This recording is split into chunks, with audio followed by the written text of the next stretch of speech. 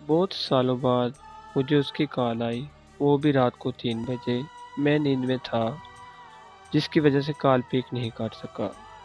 تھوڑی دیر بعد پھر سے کال آ گئی۔ میں نے فون اٹھایا کہ شاید کوئی امپورٹنٹ کال ہوگی۔ سامنے سے آواز آئی، ہیلو۔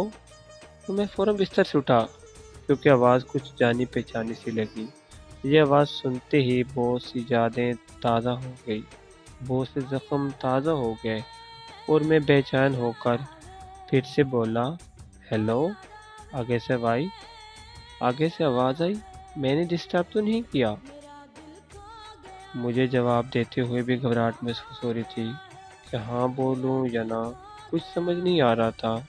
میرے دل میں سوالوں کا سمندر گھومنے لگا کہ آخر اتنے سالوں بعد میری یاد آ گئی۔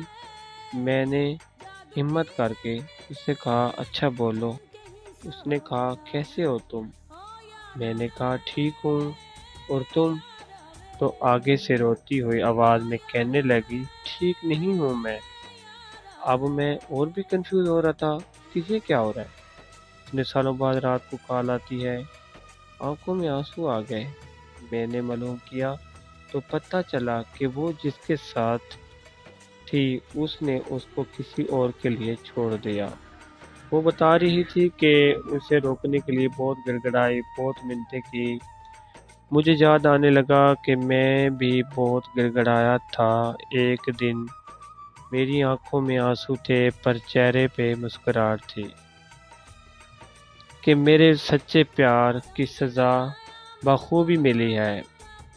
وہ روتے ہوئے مجھ سے معافی مانگنے لگی کہ مجھے معاف کر دو، میں نے اپنے سچے پیار کی قدر نہیں کی، مجھے معاف کر دو۔ میری آنکھوں میں آنسو آ گئے۔